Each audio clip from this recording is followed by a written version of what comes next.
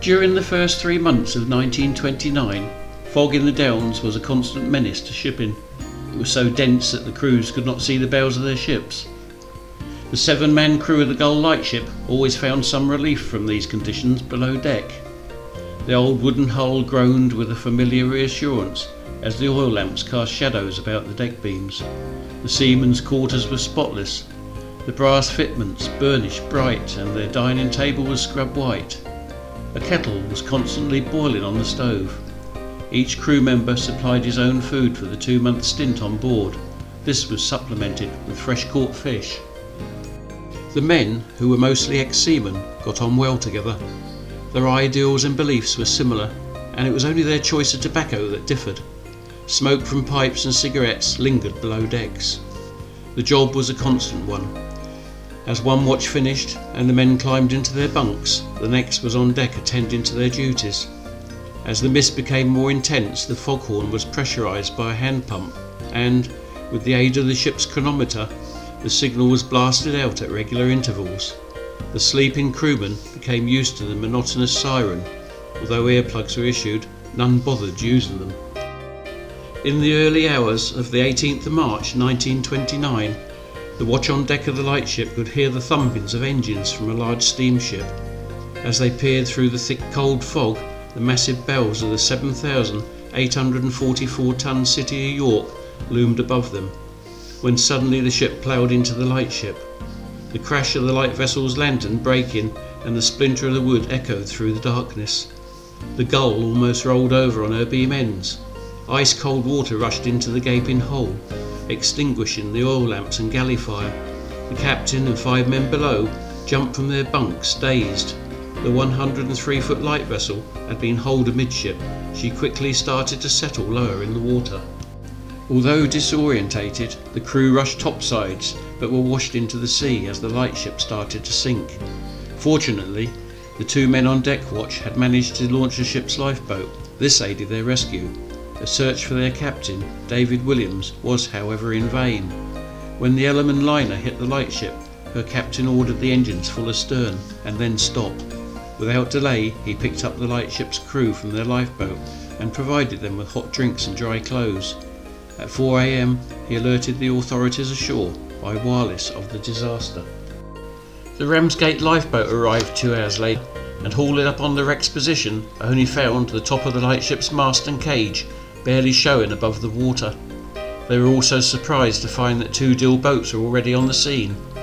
After a brief conversation with the master of the City of York to ascertain the safety of the light vessel's crew, all of the boats departed from the scene.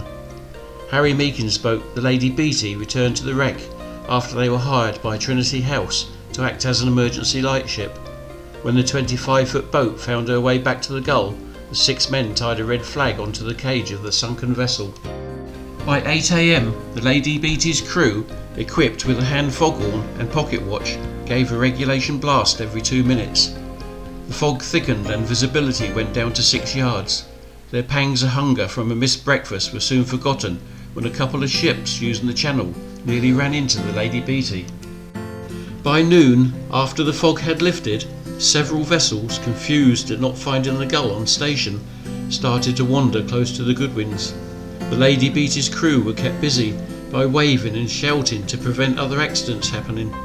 Later that day, the Trinity House steamer Satellite relieved the tired and hungry men from their vigilance. With relief, they motored back to Dill Beach. Within weeks of a replacement lightship being positioned close to the wreck site, divers explored the sunken ship. As they felt their way about the Gull, in only a few inches of visibility, they came across the corpse of Captain Williams.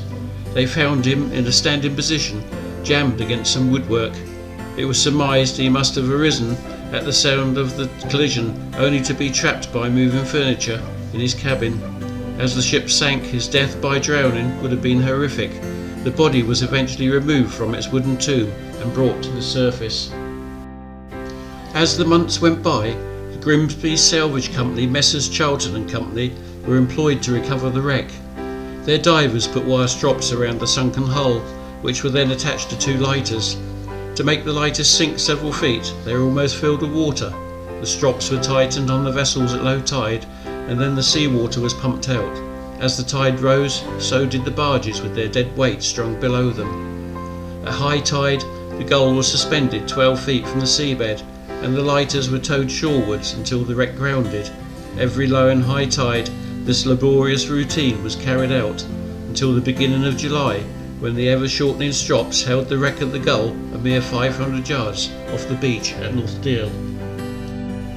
On the 6th of July, she was beached just north of Sandown Castle, and crowds of solemn locals inspected the hull.